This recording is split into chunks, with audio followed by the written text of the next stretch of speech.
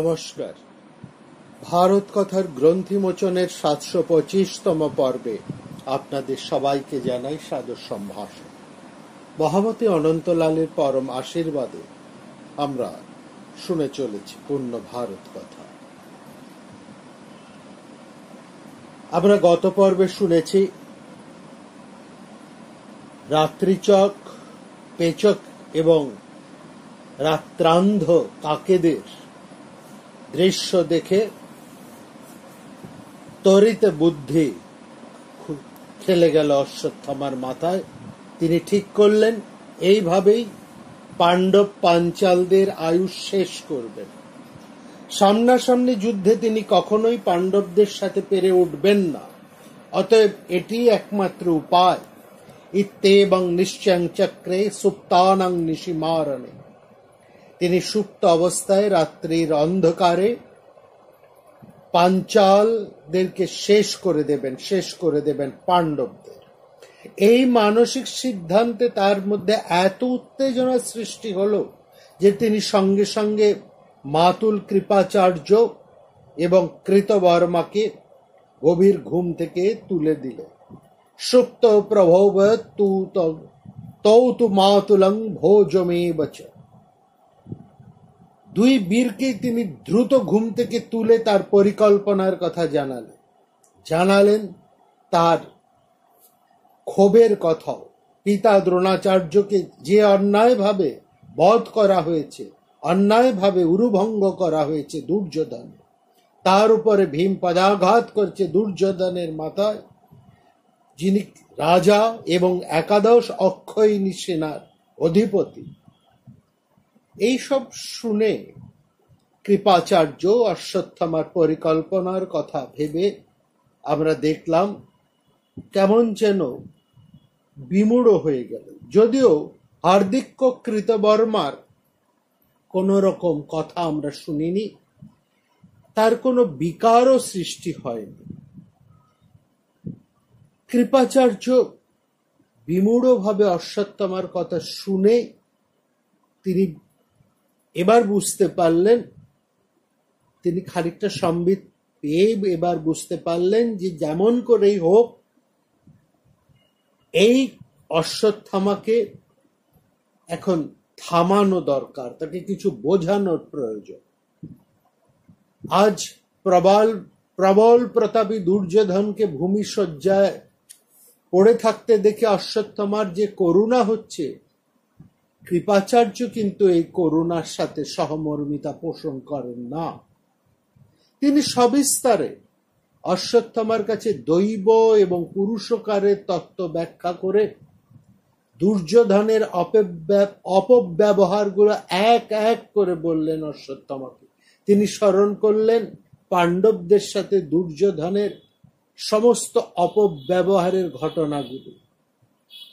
কৃপাচার্য মনে করেন যে দুর্যোধন কারো কথা শোনেন না বা শোনেননি এবং কত শত অন্যায় করার পরও সকল গুরুজন এবং কুরুবৃদ্ধরা তাকে কতভাবে বারণ করেছেন, তিনি কারো কথা তো শোনেননি, বরং অভদ্র ইতর জনের মন্ত্রণায় সেই শকুনি, কর্ণ, দুঃশাসনের মন্ত্রণায় তিনি সমস্ত গুরুজনদের, কুরুবৃদ্ধদের অনাদর করে, অসম্মান করে তার অভিষ্ট পালন করে চলেছে এবং তারই ফল আজকে লাভ করেছে দুর্যোধন।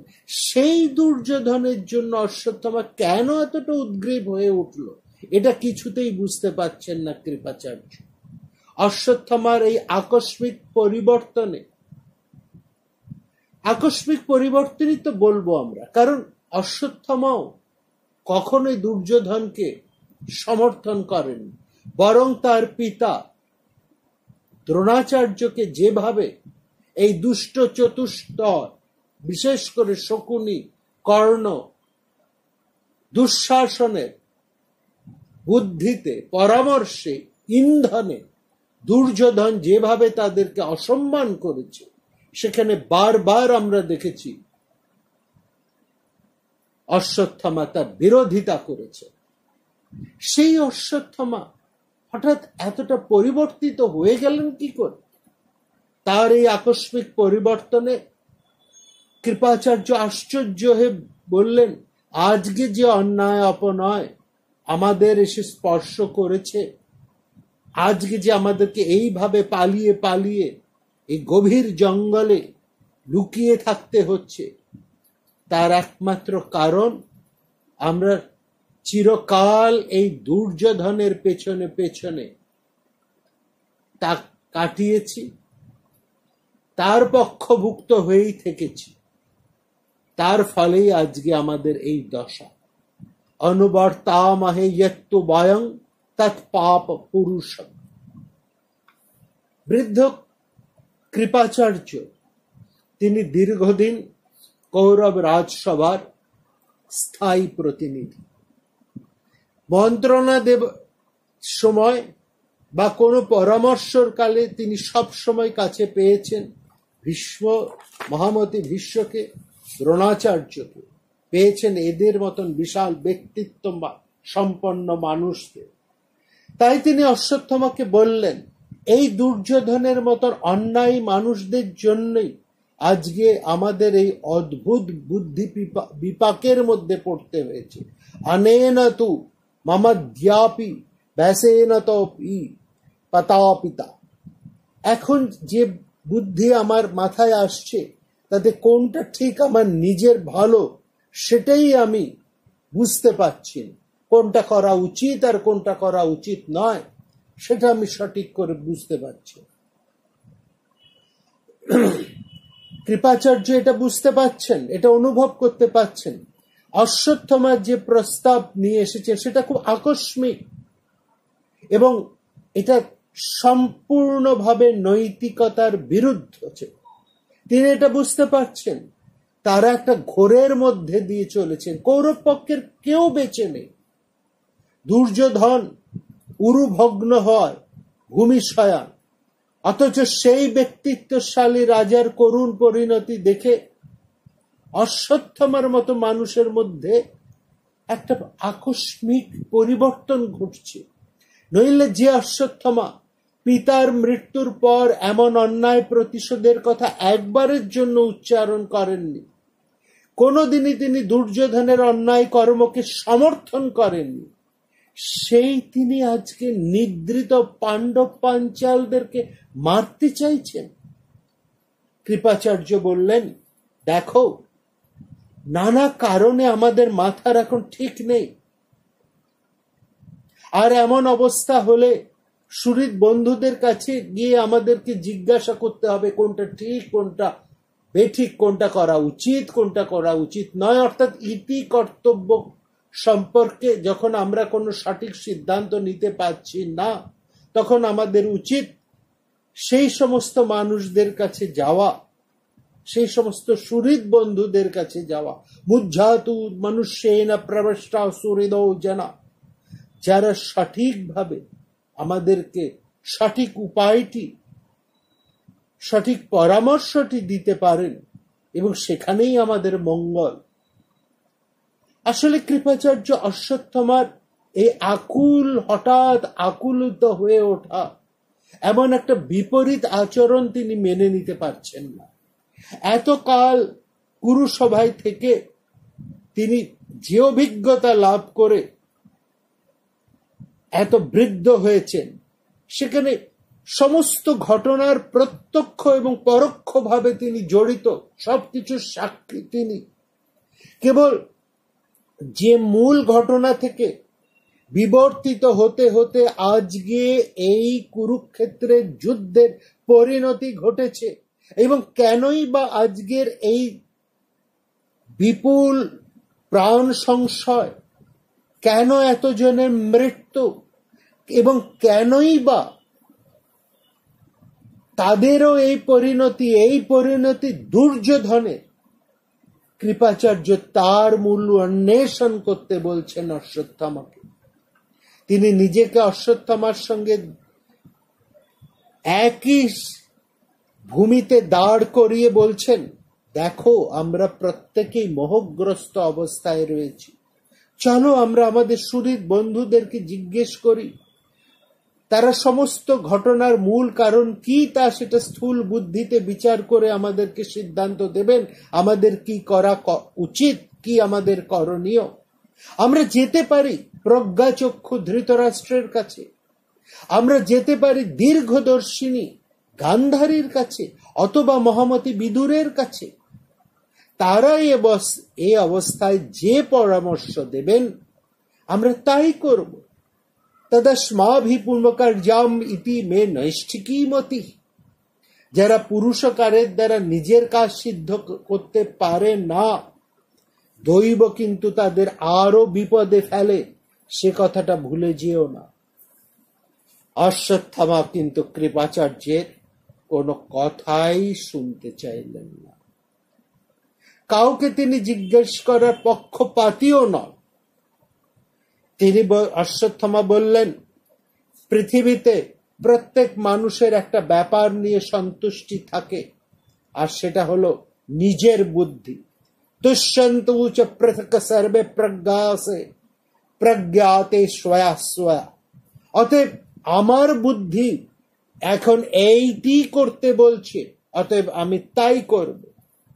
আমি ব্রাহ্মণ কুলে জন্মগ্রহণ করে ক্ষত্রিয় বৃত্তি গ্রহণ করেছি, অতএব আমার পিতার মৃত্যুর প্রতিশোধ গ্রহণ করাটাই হচ্ছে আমার পক্ষে এখন সঠিক।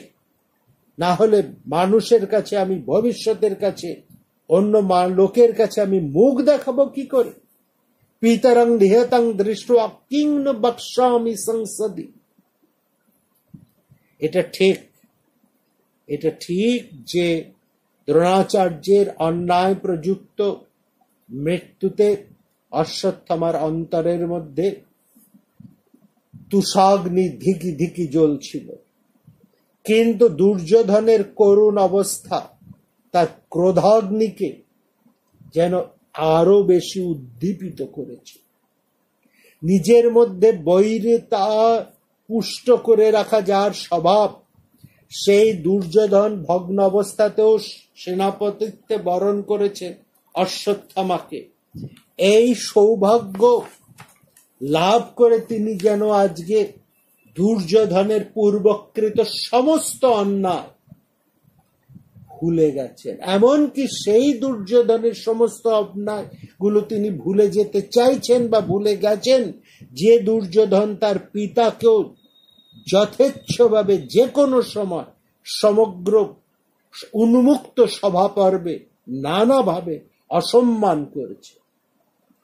কৃপাচার্য সেই মূলটাই স্মরণ করাচ্ছেন অশ্বত্থামাকে। দীর্ঘ কথাবার্তা হয়েছে অশ্বত্থামার সাথে কৃপাচার্য, কিন্তু অশ্বত্থামা কোনো কথাই শুনতে চাইছেন না। তিনি কৃপাচার্যের কোনো যুক্তিই মানলেন না। তিনি অন্যায় প্রতিশোধে দৃঢ় প্রতিজ্ঞ জেনে কৃপাচার্য খানিকটা সময় নিতে চাইলেন। যদি এর মধ্যে অশ্বত্থামা বুদ্ধি স্থিত হয়, তিনি যে উগ্র হয়ে আছেন, ক্রুদ্ধ হয়ে আছেন, সেখান থেকে তিনি যদি খানিকটা সুস্থিত হন এবং এই অন্যায় নিরুদ্ধ হয়। কৃপাচার্য বললেন, বেশ, তুমি প্রতিশোধ নিতে চাইছো, নিও, কিন্তু এই রাগটা অন্তত যেতে দাও। মুক্ত করো এই লৌহ বর্ম, এই রাগটা তুমি অন্তত বিশ্রাম নাও। তারপর সকাল হলে আমি, তুমি এবং কৃতবর্মা তিনজনেই একত্রে যাব। আমি এবং কৃতবর্মা তোমার সহগামী হব। অহং তম অনুশস্যামি কৃতবর্মা চ সত্যতঃ। কৃপাচার্য স্তুতিও করলেন অশ্বত্থামাকে, বললেন, তার অনেক প্রশংসা করে বললেন, তোমাকে কে যুদ্ধে নিবৃত্ত করতে পারবে? কে তোমার সম্মুখীন হতে পারে? তবে কি, একটু বিশ্রাম যদি তুমি নাও, তোমার শক্তিটা আরো বেশি করে তুমি পাবে।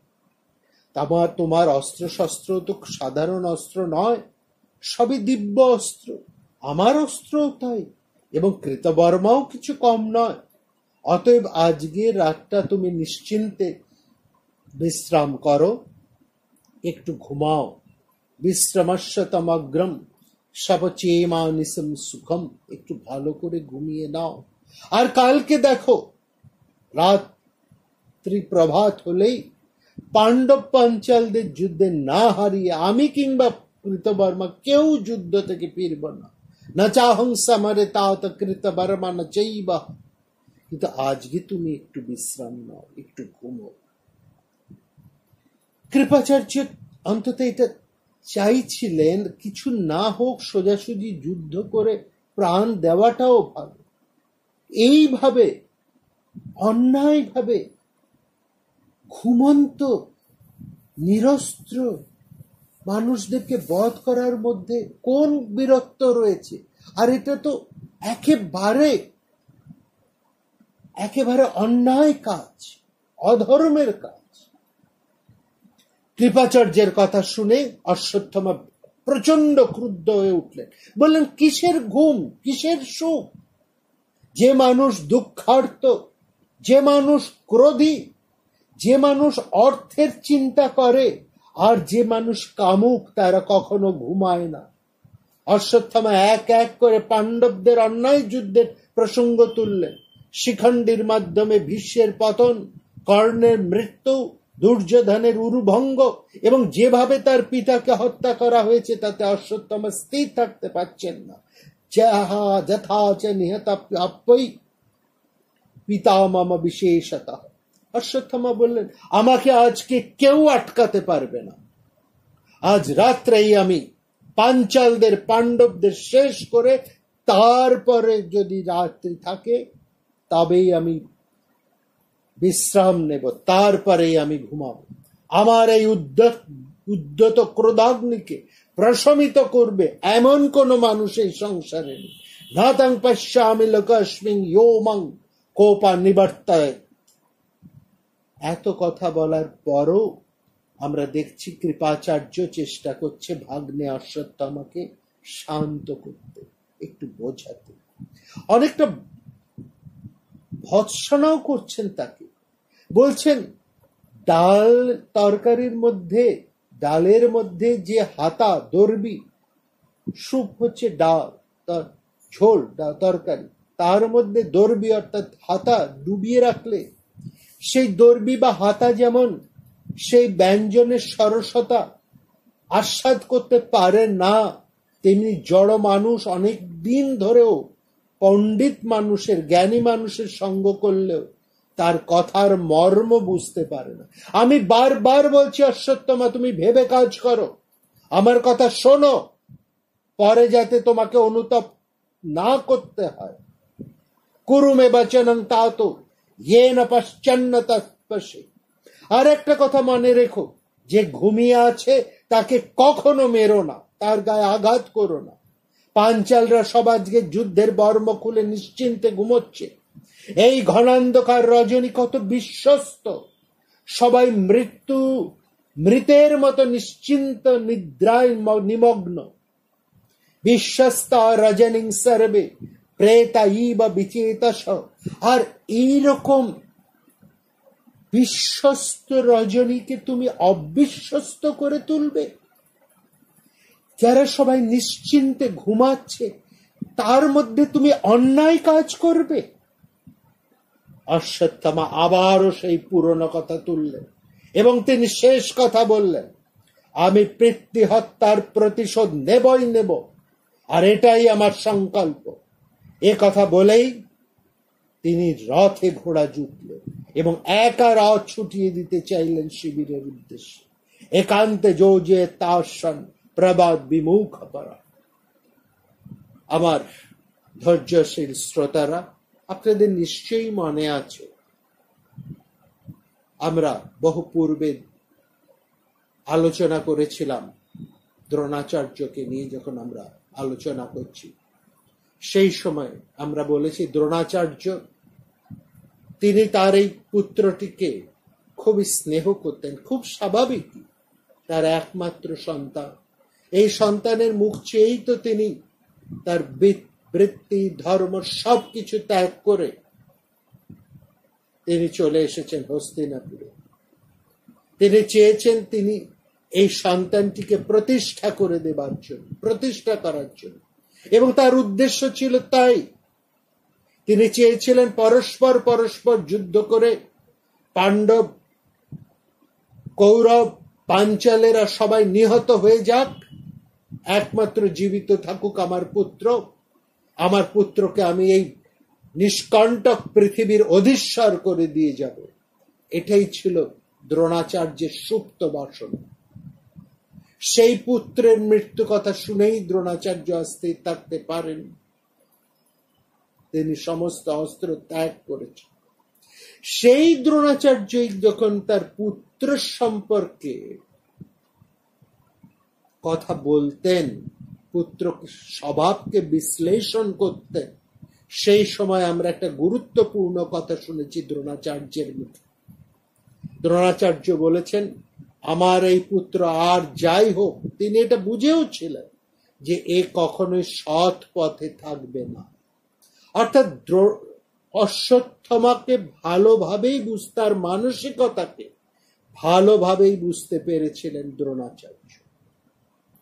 পিতার অন্যায় ভাবের সবটুকু আত্মসাৎ করে অশ্বত্থামা যে কত নিকৃষ্ট হয়ে গেছে।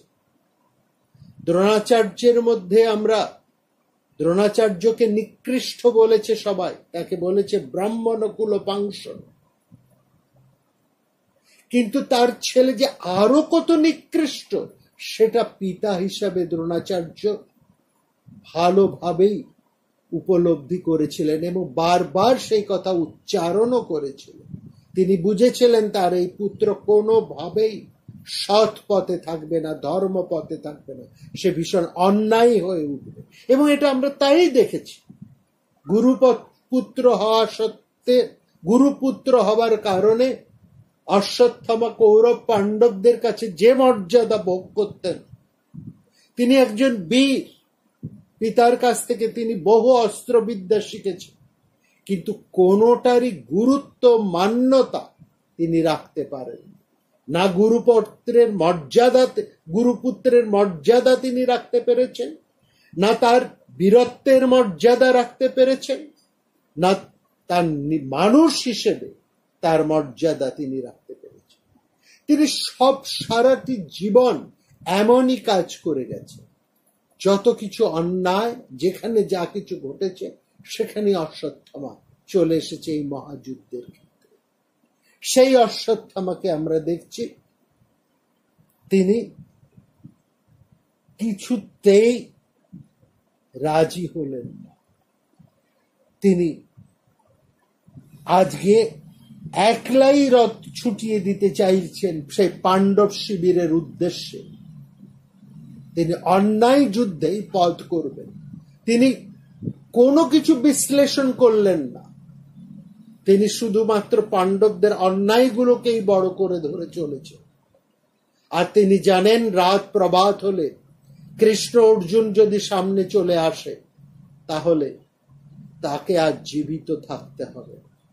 তিনি কোনোভাবেই আর পাঞ্চালদেরকে বধ করতে পারবেন। আসলে তিনি কোনোভাবেই এটা মেনে নিতে পারছেন না তার পিতৃহন্তক ধৃষ্টদ্যম্ন এখনো জীবিত, এটা তিনি মেনে নিতে পারছেন। সুতরাং তিনি যা করবার আজকেই রাত্রি করবেন। কৃপাচার্য, কৃপা বর্মা দুজনেই এটা বুঝলেন অশ্বত্থামাকে আটকানো যাবে না, এবং যা করবার তাই অন্ধকার রাত্রেই সম্পন্ন করবেন অশ্বত্থামা। এবং সেদিক থেকে একা অশ্বত্থামার বিপদ অনেক বেশি। অতএব দুজনেই বললেন, হঠাৎ করে তুমি একাই রথ নিয়ে দৌড়চ্ছ কেন? আমরা তো একই স্বার্থ, একসঙ্গেই চলেছি। আমাদের স্বার্থ তো একই স্বার্থে তো তিনজনেই একসঙ্গে বেরিয়েছি।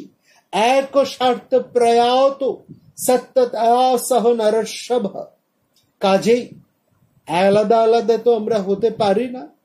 এবং যাই আমরা তোমাকে বলে থাকি, যতই আমি তোমাকে ভৎসনা করে থাকি, তোমার উপর আমাদের যে সহমর্মিতা আছে, সেখানে তুমি কোনো সন্দেহ করতে পারো না। নামাং শঙ্কিতা তু মহর্ষি। এতক্ষণ যা কথা বলেছিলেন কৃপাচার্যই বলেছিলেন। এখানে কৃতবর্মা শুধু চুপ করে শুনে যাচ্ছে। নিরুপায় কৃপাচার্য কৃতবর্মাকে নিয়ে অশ্বত্থামার পেছন পেছন চললেন। তমগ্নাথ কৃপরাজন কৃতবর্মা চ সত্যত। কৃপাচার্য কোনো মানসিকতাতেই অশ্বত্থামার সঙ্গে ছিলেন না। একা ভাগ্নকে সহায়তা দেবার জন্য তিনি নিজের চিন্তা থেকে, ভাবনা থেকে, নিজের যুক্তি থেকে, নিজের ধর্মবোধ থেকে চ্যুত হলেন। কৌরবদের মধ্যে বাস করেও দ্রোণ, কৃপ, অশ্বত্থামার একটা গোষ্ঠী চেতনা ছিল। দ্রোণাচার্যের মৃত্যুর পূর্ব মুহূর্ত পর্যন্ত কৃপাচার্য দ্রোণের মতানুসারী উপগ্রহ মাত্র ছিলেন।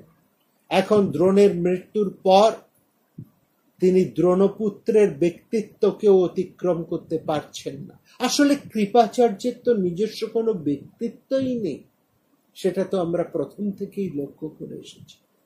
এতকাল তিনি দ্রোণাচার্যের মতে উপস্থিত থাকতেন, সেখানে ন্যায় ধর্ম ছিল, কৃপাচার্যও ন্যায় ধর্মে স্থিত ছিল। কিন্তু আজ অনিচ্ছা সত্ত্বেও তার ব্যক্তিত্বের অভাবেই, দুর্বলতায়, স্বভাব দুর্বলতায় তাকে নির্ভর করতে হচ্ছে দ্রোণাচার্যের পুত্র, তার ভাগ্নেয় অশ্বত্থামার ওপর। আসলে কৃপাচার্য হচ্ছে একটা অবলম্বন চান। এরা সকলেই ঋজু হয়ে নিজে দাঁড়াতে পারেন। ফলত অশ্বত্থামাকে তিনি ইচ্ছায় হোক আর অনিচ্ছায় হোক তাকে অনুসরণ করতে তিনি বাধ্য। অর্থাৎ যে উপগ্রহ বৃত্তি কৃপাচার্যের পূর্বাহ্নে ছিল, আজও সেই উপগ্রহ বৃত্তি তার রয়েছে। পূর্বে ছিল দ্রোণাচার্য, এখন অশ্বত্থামা। এখানে আমরা দ্রোণাচার্য পুত্র অশ্বত্থামার স্বার্থ আমরা বুঝি, কৃপাচার্যের স্বার্থের কথাও আমরা খানিকটা বুঝি। কিন্তু আরেকজন ভোজবংশীয় কৃতবর্মা, তিনি কি জন্য এদের সাথে যুক্ত হয়ে আছেন?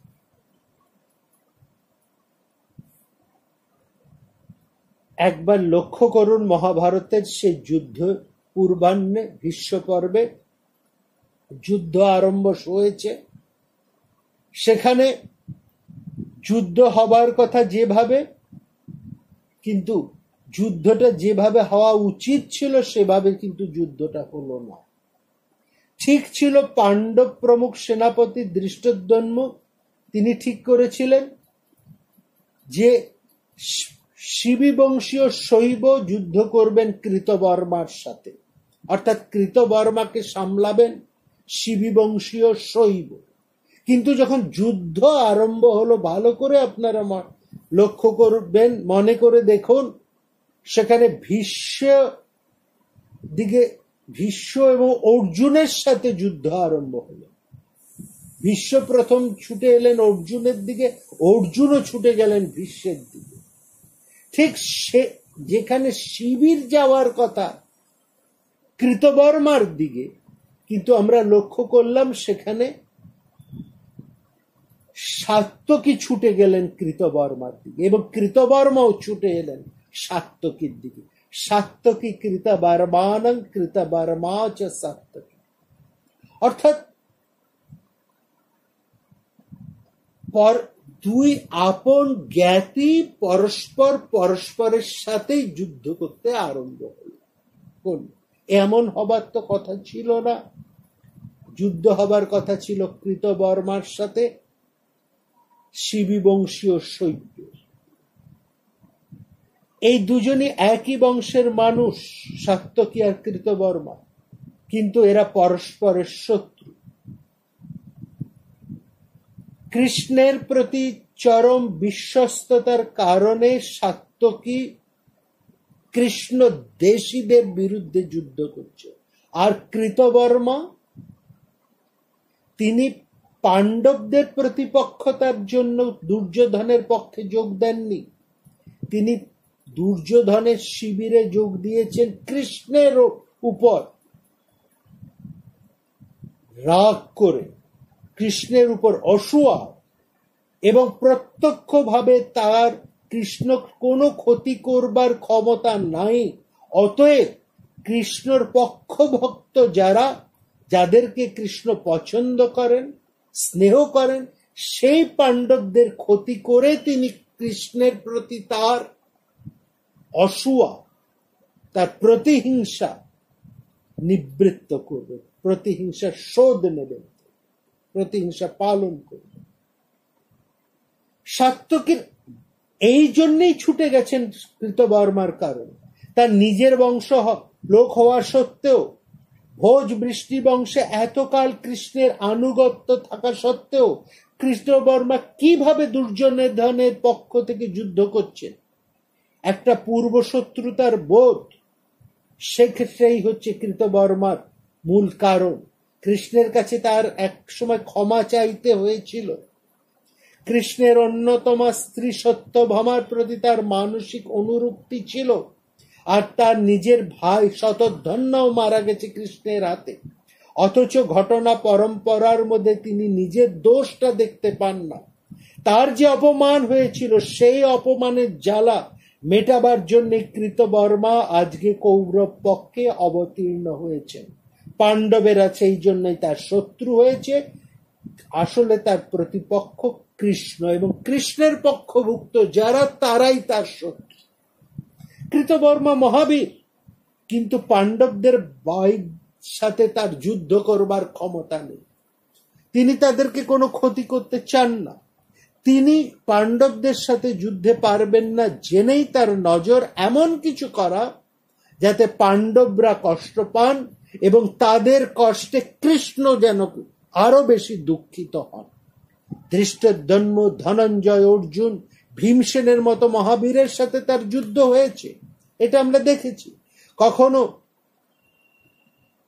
কেউ হয়তো একটু আহত হয়েছে এই পর্যন্ত, কিন্তু কারো কোনো ক্ষতি তিনি করতে পারেননি। কৌরব পক্ষে যারা সেনাপতিত্ব করেছেন, সেই তারাই বা কিভাবে ব্যবহার করেছে কৃতবর্মাকে, সেটাও একবার দেখুন।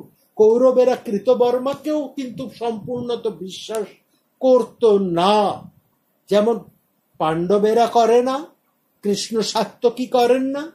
যে পক্ষভুক্ত হয়ে কৃতবর্মা যুদ্ধ করতে গেছেন, সেই পক্ষভুক্তের মানুষেরাও কিন্তু কৃতবর্মাকে বিশ্বাস করে না। এটাই হচ্ছে ট্র্যাজেডি।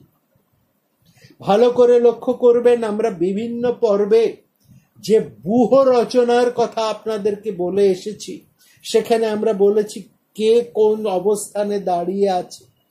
ভীষ্ম যখন ক্রৌঞ্চ ব্যূহ নির্মাণ করে ক্রৌঞ্চাকৃতি সৈন্যসজ্জা করেছিলেন পাণ্ডবদের প্রতিপক্ষতায়, সেখানে লক্ষ্য করুন এই কৃতবর্মাকে তিনি দাঁড় করিয়ে দিয়েছেন একেবারে এই ব্যূহের মুখে, সম্মুখে, মস্তকে।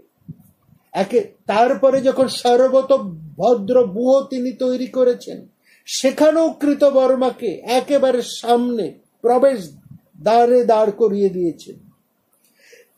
ভীষ্ম সরসজ্জা গ্রহণ করার পর দ্রোণাচার্য সেনাপতি হয়েছেন, তখনও কিন্তু এই কৃতবর্মার অবস্থার কোনো পরিবর্তন ঘটেনি। দ্রোণাচার্য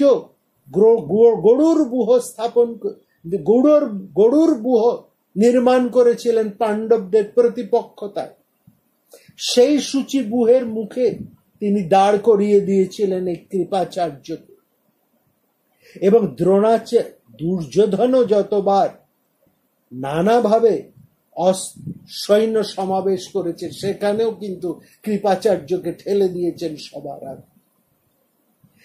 আসলে যুদ্ধনীতির জন্য ভীষ্ম, দ্রোণ মতন অভিজ্ঞ সেনা নায়কেরা যে বারবার কৃতবর্মাকে সৈন্যব্যূহের মুখস্থানে রাখছেন, সেটা কৃতবর্মার যুদ্ধ গৌরবে নয়। তিনি বিপুল বড় শক্তিমান যোদ্ধা, তার যুদ্ধ গৌরব আছে এই কারণে নয়। এই অনুভূতিটা তাদের মধ্যে কাজ করেনি। যে অনুভূতিতে, যে বুদ্ধিতে তারা কৃপাচার্যকে বারবার বুহের মুখে, বুহের মস্তকে স্থাপন করেছেন, তার পেছনে হচ্ছে একটি কারণ, যে যদি কোনো বিপদ ঘটে সেই বিপদটা সামলাক বাইরে থেকে আসা এই কৃপাচার্য। অর্থাৎ কৃপাচার্যকে তারা ভাড়াটে সৈন্যের থেকে বেশি মর্যাদা দেয়নি। ভালো করে লক্ষ্য করুন, শ্রীকৃষ্ণ তার স্বরাজ্যের নারায়ণী সেনা যে দুর্যোধনকে দিয়েছেন সাহায্য করার জন্য, এবং সেই নারায়ণী সেনাকে দুর্যোধন ব্যবহার করেছিলেন নিজেদেরকে রক্ষা করার কাজে। সমস্ত যুদ্ধেই নারায়ণী সেনাদেরকে সামনে রাখা হতো, এরা একটা মার্সেনারি হিসেবে কাজ করেছে। ঠিক একই রকম ভাবে ভাড়াটে সৈন্য হিসেবে এই কৃপাচার্যকেও কৌরবেরা ব্যবহার করেছে। এই যুক্তিতে সমস্ত চক্রব্যূহের মধ্যে সপ্তরুতির যে গর্ভগৃহ রচনা করা হয়েছিল, তার মুখেও কৃপাচার্যকে দাঁড় করিয়ে দিয়েছিল, সে একই কারণ। চক্রব্যূহে প্রবিষ্ট হয়ে যারা অভিমন্যুকে ঘিরে ধরেছিলেন তাদের মধ্যে দ্রোণ, অশ্বত্থামা, কৃপ, অকর্ণ বৃহৎ দল তারা যাচ্ছে, কিন্তু কৃপাচার্য সেখানে কেন? তিনি তো অভিমন্যুকে সে ছোটবেলা থেকেই দেখেছেন, ছোটবেলা থেকেই তো এদেরই কোলে পিঠে মানুষ হয়েছেন অভিমন্যু। এবং শুধু তাই নয়, কৃপাচার্য নন, কৃতবর্মা কোলে মতো, কৃতবর্মার মতো সমস্ত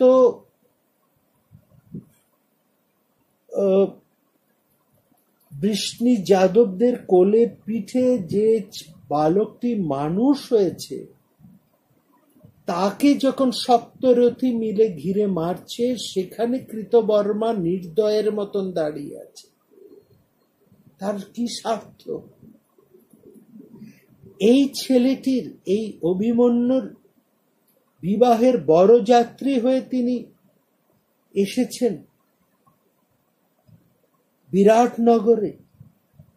আজকে দ্রোণ, অশ্বত্থামা, কৃপাচার্য, কর্ণের সাথে অভিমন্যুকে তিনি ঘিরে ধরেছেন তাকে মারবেন বলে। কৃতবর্মাচার্দিক ষড়রথা পর্যবারণ, একসঙ্গে 6 জন 7 জন মহারথীর সাথে যুদ্ধ করছেন অভিমন্যু। একবার অশ্বত্থামাকে 10 বার মেরে কৃতবর্মা কৃপের উদ্দেশ্যে আরো কয়েকটা বাণ ছুড়লেন। এইভাবে কতক্ষণ যুদ্ধ করতে পারেন? অখ্যাত নেতা বৃহৎ দল মারা গেছেন অভিমন্যুর হাতে, কিন্তু দ্রোণ, অশ্বত্থামা অথবা কর্ণ, কৃপ যেমন অভিমন্যুর প্রতি মায়া দেখাননি, কৃতবর্মাও তো এতটুকু মায়া দেখাননি অভিমন্যুর প্রতি। অভিমন্যুর নিশ্চিত মৃত্যুর দিকে তিনি ঠেলে দিয়েছেন। কৃতবর্মা এই মৃত্যুর অন্যতম কারণ হয়ে এসেছে। এখানে তার এই নির্মমতা, তার অন্তর্জাত, তার হৃদয়ের গভীর অসূয়া ঈর্ষা। কারণ তিনি জানেন এই বালক অভিমন্যু শ্রীকৃষ্ণের অত্যন্ত প্রিয়। তাকে বধ করতে পারলে কৃষ্ণকে প্রচন্ড দুঃখ দেওয়া যাবে, শোক নিমগ্ন করা যাবে, তাকে প্রচন্ড কষ্ট দেওয়া যাবে। কৃষ্ণ কষ্ট পাবেন অর্জুন। সেই জন্য কৃতবর্মা তার অভিমন্যু বধের নিমিত্ত কারণ হয়ে রইল। 18 দিনের এই বিরাট যুদ্ধে অনেক যুদ্ধ নায়ক, অধিনায়কেরা মারা গেল, কৃতবর্মার কিছু হলো না, তিনি অক্ষত রইলেন। এত দীর্ঘ সময় পাণ্ডব পক্ষের অনেকের সাথে তার যুদ্ধ হয়েছে, অনেক বেশি তাকে সাত্যকীর সাথে যুদ্ধ করতে হয়েছে, সবচাইতে বেশি। যুদ্ধের প্রথম দিন, প্রথম মুহূর্তে সাত্যকী যেমন কৃতবর্মার দিকে ছুটে গিয়েছিলেন, তারপরেও অনেকবার। তার একটাই অর্থ, সাত্যকী কৃষ্ণের প্রতি একান্ত অনুগত্যে এটা কখনোই তিনি মেনে নিতে পারছেন না যে তার বংশের মানুষটি এখানে কেন, কি উদ্দেশ্যে রয়েছে। সেটা তিনি বিলক্ষণ জানেন। তিনি জানেন কেবলমাত্র কৃষ্ণের প্রতি অসূয়া কারণে এবং কৃষ্ণকে কষ্ট দেবার জন্যই তিনি এই বিপক্ষে যোগ করেছেন। বিরাট যুদ্ধের পরেও, মহাভারতের 18 দিনের যুদ্ধের পরেও কৃতবর্মা যে অক্ষত থেকে গেলেন, তার কারণ তিনি নির্মম এবং নির্বিকার।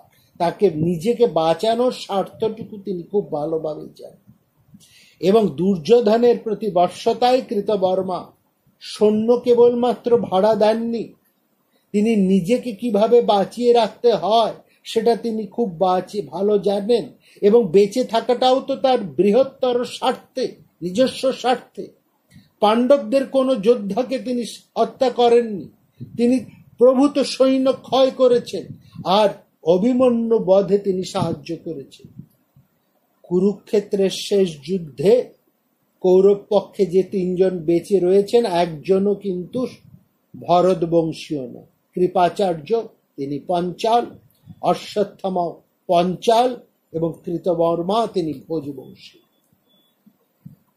আর কৃতবর্মা আর অশ্বত্থামা বেঁচে আছেন, সে পাঞ্চালদেরকে মারবেন, তাদেরকে শেষ করবেন তার পিতৃ প্রতিশোধ নেবার জন্য।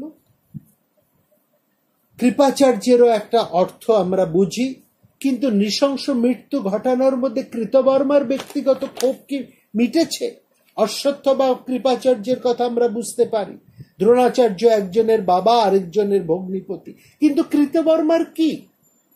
তার অপ্রত্যক্ষে আছেন কৃষ্ণ, তার ক্ষতি সাধন করে কৃতবর্মা আপ্লুত বোধ করছে। পাঞ্চাল, ধৃষ্টদ্যুম্ন কিংবা শিখণ্ডী, যুধামন্যু অশ্বত্থামার লক্ষ্য হতে পারেন, কৃতবর্মার লক্ষ্য হচ্ছে পঞ্চ পাণ্ডব এবং দ্রৌপদীর পুত্ররা, যাদেরকে হত্যাকাণ্ডে কৃতবর্মা হাত লাগাননি, সাহায্য করেছেন। যেমন অভিমন্যুর হত্যাকাণ্ডে তিনি সরাসরি যুক্ত নন, কিন্তু সপ্তরথীর একজন। এই ভোজবংশীয় কৃতবর্মাই ভোজবংশীয় কৃষ্ণকে একা বধ করেছে এমন কথা কেউ বলতে পারবে না। কিন্তু কৃষ্ণের প্রিয় সখী দ্রৌপদীর পুত্রকেদেরকে তিনি মেরেছেন এ কথাও বলা যাবে না। কিন্তু এই 2 জায়গাতেই এই জঘন্য হত্যাকাণ্ডে তিনি সহায় হয়ে দাঁড়িয়ে আছেন শুধুমাত্র একটি কারণে, অর্থাৎ এই সমস্ত কাজের ফলে এই সমস্ত সমবেত মৃত্যু মিছিলে ভীষণ কষ্ট পাবেন পাণ্ডবেরা, আর কষ্ট পাবেন কৃষ্ণ। কৃষ্ণকে দগ্ধ করা, কষ্ট দেওয়াই কৃতবর্মার একমাত্র লক্ষ্য, এবং সেই লক্ষ্যেই তিনি যুদ্ধ করেছেন। এতক্ষণ ধরে আমরা এই একটা কথাই বলে চলে এসেছি। এই 18 দিনের যুদ্ধের মধ্যে কৃতবর্মার চরিত্র যতটুকু উন্মোচিত হলো সেটা বৈচিত্র্যহীন, কিন্তু এই বৈচিত্র্যহীনতার মধ্যে যে বীজটি রয়েছে তার এই বৈশিষ্ট্য মহাকবি তুলে ধরেছেন। এমনও মানুষ এই সংসারে আছে কৃতবর্মার মতো, দুর্যোধনের যুদ্ধের আমন্ত্রণে সাড়া দিয়ে এই মহাযুদ্ধে কৃতবর্মার অংশগ্রহণের ব্যাপারটি একটা যেন কপট নাটকের প্রস্তাবনা। এর মূলে আছে কৃষ্ণের প্রতি কৃতবর্মার বিরুদ্ধতা এবং সেই সূত্রে পাণ্ডব ভাইদের বিরুদ্ধতা। বরঞ্চ এই যুদ্ধের পূর্বকালে মথুরা সুরসনের সঙ্গরাজ্যে কুলপ্রধানদের মধ্যে যে অন্তঃকলহ চলেছিল তার বহিঃপ্রকাশ ঘটেছে এই 18 দিনের যুদ্ধে, যেখানে দ্রৌপদী পুত্রদের হত্যা করার পরিকল্পনার মধ্যে স্বেচ্ছায় জড়িয়ে রয়েছেন কৃতবর্মা। তিনি অশ্বত্থামা কৃপাচার্যের মতো দুর্যোধনের অনুভোজী কোনো মতেই নন, কিন্তু তাকে চরম আনন্দ দেবার দায়টুকু তার নেই। অথচ এই যুদ্ধে এই ভয়ঙ্কর নির্মম পরিশিষ্ট রচনার দায়টুকু গ্রহণ করে তিনি চলেছেন একমাত্র একটি উদ্দেশ্যে, সেটি হচ্ছে কিভাবে তিনি কৃষ্ণকে কতটা সন্তপ্ত করতে পারে। অর্থাৎ যে এই সমগ্র মহাভারতের যুদ্ধের মধ্যে আমরা তাহলে 2টি জিনিস খুব পরিষ্কার করে দেখতে পাচ্ছি। একটি হচ্ছে জ্ঞাতি বৈরিতা, আরেকটি হচ্ছে কোনো না কোনো বিশেষ কারণে প্রতিহিংসা নেব। সেখানে বৈরিতা নেই, সেখানে আছে প্রতিহিংসা। এই প্রতিহিংসার কারণে এই যুদ্ধে শেষ হয়ে গেল পাঞ্চালরা, সেই যুদ্ধে শেষ হয়ে গেল যদুবৃষ্ণীদের এক বিরাট অংশ। এখানে মূলত প্রতিহিংসাই বড় কারণ। আরেকটা জিনিস খুব ভালো করে লক্ষ্য করবেন, যুদ্ধ আরম্ভ হয়েছিল ভরত বংশের উভয় কুলের মধ্যে, দুই পক্ষের মধ্যে। সেখানে সেই যুদ্ধে কিন্তু প্রাণ দিল পাঞ্চালেরা, প্রাণ দিল যদুবৃষ্ণীরা। ভারত বংশ এরপর সম্পূর্ণ উচ্ছিষ্ট হয়ে গেল। একজনও ভারত বংশের বেঁচে নেই। যারা বেঁচে থাকবে, এ বংশের শেষ পর্যন্ত যারা বেঁচে থাকবে, তারা কিন্তু ভারত বংশের নয়, তারা কিন্তু যদু বংশ। যে যদুকে মহারাজ যযাতি হস্তিনাপুর থেকে দূর করে দিয়েছিলেন, সেই যদুর ধারার সন্তানই আবার হস্তিনাপুরের সিংহাসনে আসীন। পুরুষ বংশধারা লুপ্ত হয়ে গেল। হস্তিনাপুরে প্রতিষ্ঠা পেল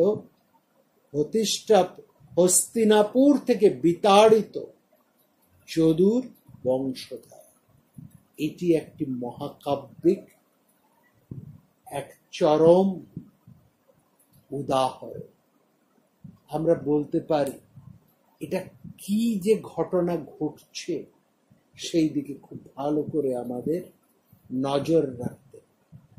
ইতিহাস কত রকম ভাবে এখানে পরিবর্তিত হয়ে যাচ্ছে, এবং এই সৌপ্তিক পর্ব থেকেই আসলে সমস্ত ক্রুশিয়াল জিনিসগুলো, বিষমক জিনিসগুলো আরো ভয়ঙ্কর থেকে ভয়ঙ্করতম হয়ে ঘটতে চলেছে। যা ঘটা উচিত তা ঘটছে না, যা ঘটা উচিত নয় সে সমস্ত ঘটনাই এখানে ঘটতে থাকবে। আগামী দিকে আমাদের দৃষ্টি থাকবে এবং আরো বেশি নিবিষ্ট হয়ে প্রত্যেকটা ঘটনাকে আমাদের লক্ষ্য করতে হবে। নমস্কার। প্রাণারাম প্রাণা